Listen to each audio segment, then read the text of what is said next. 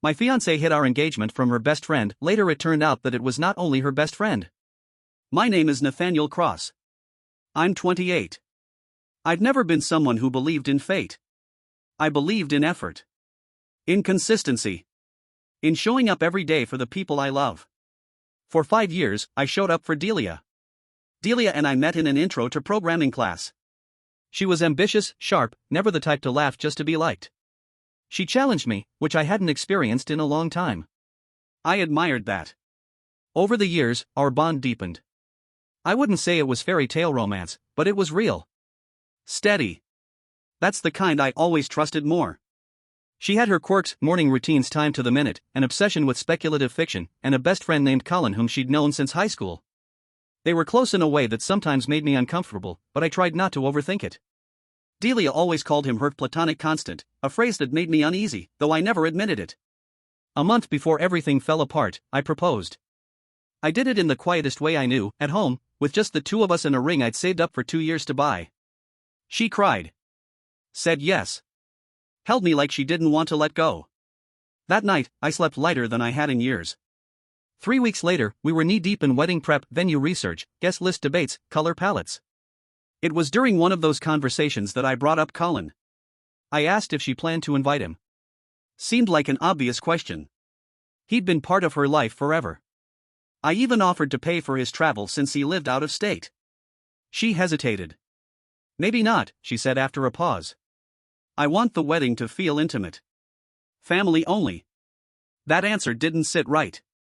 But you've always said he's like family. She looked away. It's complicated. Complicated. A word that always signals something unspoken. I didn't press her that night, but my mind didn't let go. Why wouldn't she want her best friend, the one she shared everything with, at our wedding? Why hadn't she even told him we were engaged? The next morning, I asked again. Does Colin know? No, she said plainly. No? I blinked. Why not? She shrugged, then clammed up. That was when I felt the first real crack, not in the relationship, but in the version of her I thought I knew. Delia was never one to avoid a question. But this time, she stonewalled. Completely. I gave her space, thinking maybe it was just stress. A few hours passed. I tried again. I'm not trying to pick a fight, I told her. But not telling Colin, it feels dishonest. To him. To me. Still, she said nothing. That silence, more than anything, felt like betrayal. Insecurity crept in. I remembered moments I'd buried, the way she smiled when Colin's name came up, how he always seemed to text her at the worst times, and that one night 2 years ago when she admitted he'd once confessed feelings for her. She said she'd shut it down immediately, that it hadn't changed anything. But the way she'd said it, almost like she pitied him, made me wonder if she ever truly closed that door. I wasn't proud of what I said next, but I meant every word. If you can't be honest about this, maybe we shouldn't be planning a wedding. She didn't respond with tears or defensiveness. She picked up her phone, typed a message while holding the screen where I could see it. It read, just so you know, I was engaged, but not anymore. And she sent it to Colin. Then she looked at me, her face unreadable. I stared at the screen, then at her. You should pack your things. She didn't argue. Just stood up, walked to the bedroom, and began folding her clothes. The next morning, I woke to silence. Her side of the bed was empty, the closet half cleared, and the faint smell of her shampoo still clung to the pillow. For a moment, I thought I'd dreamed it all. But then I walked into the kitchen and saw her key on the counter. She was gone. I didn't hear from her for 3 days. Not a text. Not a missed call. Just absence. But then my phone buzzed, first her, then my mother. Apparently, Delia had called her. Told her that I'd ended the engagement over something ridiculous. My mother, always quick to believe the side with the most emotion, didn't even ask for my version. She just said, I don't understand what's wrong with you. I didn't reply. Not out of spite, but because I didn't have the energy. See, what Delia didn't know, what no one knew, was that the reason I'd reacted the way I did wasn't just about Colin. It was about everything I'd been suppressing for the last year. Grief, after losing my father. Anxiety, after watching someone I love keep one foot out the door. And now, the fear that maybe I never really knew her. Delia and I had built a life together. We shared a home, my home, technically, since I'd bought it before we met. I had invited her in to ease her commute, support her career, and build something bigger than either of us alone. I paid for the mortgage, the utilities, even the car she drove, an aging sedan I'd picked up cheap from a coworker. When it broke down last winter, I fixed it myself. I never resented that support. I believed in partnership. In stepping up when the other person couldn't. But what I found on her phone shook me. We met at a cafe, under the pretense of talking things through. I went because I needed closure. Not reconciliation. Closure. I didn't tell her that part. She arrived late, wearing a scarf I'd given her 2 birthdays ago. I asked to see the messages. She hesitated, then said she'd deleted them. I nodded. Let me see your phone anyway. Her eyes welled up. Please don't do this. I said nothing. The silence stretched until she handed over the phone, trembling. It took me 20 minutes to scroll. 20 minutes that felt like a lifetime. There were no intimate pictures. No I love yous. But the damage didn't come from what they said about each other. It came from what they said about me. There were long conversations, weeks of them, mocking my interests. Jokes about how I was too soft, how no real man watches wrestling, or cries during story-driven video games. Things I told her in confidence. He called me emotionally stunted. She agreed. They laughed about my difficulty being intimate lately. She described it in detail, even referenced the nights I couldn't perform. The nights I lay next to her, exhausted from grief over my father's passing. But what hurt most was one sentence: I feel stuck with him. Stuck. A word I used once in vulnerability when I offered to support her financially if she wanted to quit her job after marriage. I thought it was reassurance. She took it as confinement. I handed the phone back. She began explaining, frantically. Said Colin was like a therapist, someone she vented to. Said everyone complains about their partner sometimes.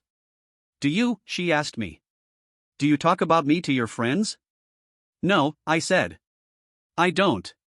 She looked devastated. As if that single fact somehow made her betrayal worse. She reached for my hand. I pulled it away. Give me the ring, I said. She hesitated, then slipped it off. I put it in my pocket without looking at it. I want you to delete my number, I said. And please, don't reach out again. She nodded slowly, then left. I called her mother later that evening and asked if she could pick up Delia's remaining things. She agreed without asking for details. I think she knew. The next few nights, I slept better than I expected. But not peacefully. There's a difference between resting and healing. The house felt unfamiliar without her. Not empty, just different. Quieter in a way that made you pay attention to your own thoughts. I spent more time in the garage, fixing up old gaming consoles, something I'd stopped doing during the years we were together. There was comfort in it. Circuit boards didn't lie. A wire was either connected or it wasn't. No ambiguity. No silence pretending to be understanding. I stopped replying to my mother's messages. Her words, "You overreacted," still rang in my ears. We'd always had a strained relationship, her expectations clashing with who I was. This wasn't the first time she took someone else's side. It was just the first time I didn't bother defending myself. Around that time, Delia's mother came by to collect the last of her belongings. I expected a quick handoff, but we ended up talking. Not about Delia, about life, about grief, about how some choices don't break your heart but reveal it. She didn't pry. Just said, "You gave her more than most people ever would." That stayed with me. A week later, she called again, not to talk about Delia, but to invite me to Christmas dinner. She promised Delia wouldn't be there. I wasn't sure why she still wanted me around, but I think, in her own way, she saw me as family too. I didn't give her an answer right away. I needed space. But that night, as I sat down with a takeout meal and another half-repaired console, I thought about it. About what family means when blood fails you.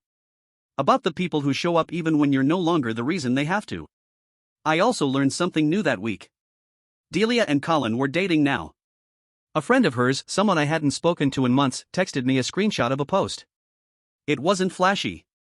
Just a photo of the two of them, sitting together on a park bench, her hand on his. The caption read, "Sometimes love takes the long way home." I should have felt rage. Or heartbreak. Instead, I felt validation. And a little sadness, not because I wanted her back, but because it confirmed what I'd feared all along. That I wasn't paranoid. That she had, in some way, always kept the door open for him. I didn't reply to the friend. I just deleted the message. When Christmas came around, I did go to dinner. I didn't tell anyone I was going, not even my closest friends. I wanted to do it quietly. For closure, maybe. Or maybe just to remember that kindness wasn't always conditional. The evening was warm, despite the snow. Delia's youngest brother, Jonah, challenged me to a video game like we used to. Her father asked about my work. Her mother made my favorite dessert without even asking. Toward the end of the night, Delia's mother pulled me aside. I just wanted you to know, she said, she's not doing as well as she pretends. I didn't ask for details. I didn't want them. Some truths are better left unconfirmed. I thanked her and drove home through the snow, my chest lighter than it had been in weeks. The next day, I packed away the engagement ring. Not because I wanted to forget, but because I was ready to stop reliving it. I also started going back to the gym. Joined a hobbyist wrestling class, something I'd always wanted to do but never found time for. I met new people. Laughed more. Lived more. And slowly, I stopped wondering how she was doing. Because I was too busy figuring out how I wanted to be. The new year brought change, not all of it dramatic, but all of it meaningful. At work, we returned to a hybrid schedule, which meant seeing co-workers in person again. That's how I got to know Mira. Mira Galloway was a data analyst in our department. She was a couple of years younger than me, quiet but observant. The kind of person who didn't speak unless she had something worth saying. We'd exchanged a few emails over shared projects before, but it wasn't until we started sharing a lunch hour that I really noticed her. She had a dry wit, an encyclopedic memory of obscure indie movies, and a strange ability to make anyone feel at ease. We started eating together regularly. One afternoon, she told me she had switched her break time to match mine. I raised an eyebrow. She smiled. I just enjoy the company, she said. At first, I chalked it up to casual friendliness. But then she started inviting me to dinners, low-key at first. A few friends, a movie night. But somehow, the others always cancelled. And one evening, it was just the two of us at a corner table, sharing stories and laughing like we'd known each other for years. Still, I was cautious. I'd been burned once by trusting too quickly. When she brushed my hand during a joke or stayed a little too long in my presence, I questioned my interpretation. Was she being kind? Or something more? One day, she settled it for me. We were walking out of the office after a long meeting, both exhausted. As we crossed the parking lot, she looked over at me and said, I know you've been through something. I'm not trying to fix it. But I want to be in your life, if that's something you're open to. I didn't answer right away. I just looked at her, at the steadiness in her gaze, the lack of expectation. It wasn't a declaration. It was an invitation. Let's take our time, I finally said. She nodded. I'd like that. We started seeing more of each other. Nothing formal. Just shared dinners, movie nights, walks through the park. She came to one of my amateur wrestling exhibitions, even made a hand-painted sign. Tech support, it read in bold letters, a joke about my in-ring persona. That night, we laughed until we cried over tacos in the car after a rainstorm drenched us at the venue. It wasn't grand or cinematic. It was real. Meanwhile, life continued with its strange echoes. I heard from mutual acquaintances that Delia and Colin were engaged. Barely 2 months after their relationship became public. I didn't react, not emotionally, anyway. But Mira noticed something change in me when I read the announcement.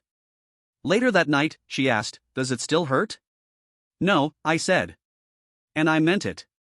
But it still disappoints me. Disappointment is a quieter wound. It doesn't bleed, it lingers. I wasn't angry that she'd moved on.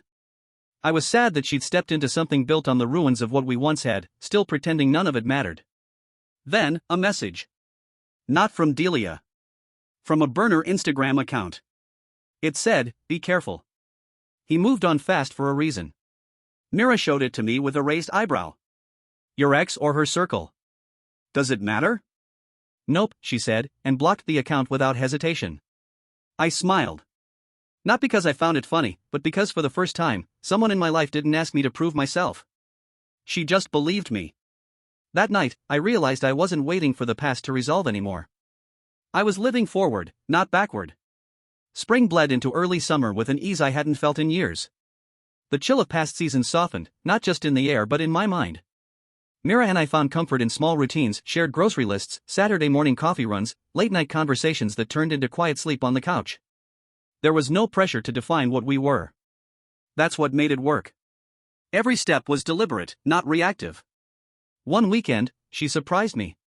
"I've been accepted into a part-time graduate program at Evermere University," she said, beaming. "It's local, but I'll need to move closer to campus." Before I could fully process the shift, she added, "I was wondering if you'd consider moving in with me." I sat still for a moment. Not out of hesitation, but realization. Just a year ago, those words would have sent me into a spiral. Now, they felt like a beginning I had earned. "Yes," I said. "Let's build something together." We found an apartment with just enough room for both our quirks. She gave me the spare bedroom for my wrestling gear, gaming consoles, and tools. I helped her set up her reading nook, sunlight, pillows, silence. Meanwhile, my part-time involvement with the local wrestling school evolved. What started as hobby matches turned into promotional skits online. One of them, a bit involving me getting hit by a possessed printer, went viral. To my shock, my boss at work saw it and asked if I'd play the character for our next company all-hands meeting. I said yes, of course. Because why not laugh at yourself when life gives you a second chance? That same week, I got a call from Delia's mother. She was hosting a birthday dinner and wanted me to join. "Just family," she said. "And you, if you'd like." I said yes. Not for Delia. For her. The dinner was small. Warm. No ghosts hiding behind chairs. Until midway through the meal, her phone started vibrating again and again. She stepped out, then returned with a strange look. "She just found out you were here," she whispered to me. "She's upset." I didn't ask why. I didn't need to. Later that night, she played me a voicemail Delia had sent in a flurry of emotion. In it, Delia said she never really got closure, that seeing her old life move on without her hurt more than she expected. She wondered aloud if she had rushed into something with Colin. "I don't know if he's really the one," she admitted. I sat there, listening. Not angry. Not satisfied. Just resolved. Delia's mother touched my shoulder. "Some wounds take longer to scab.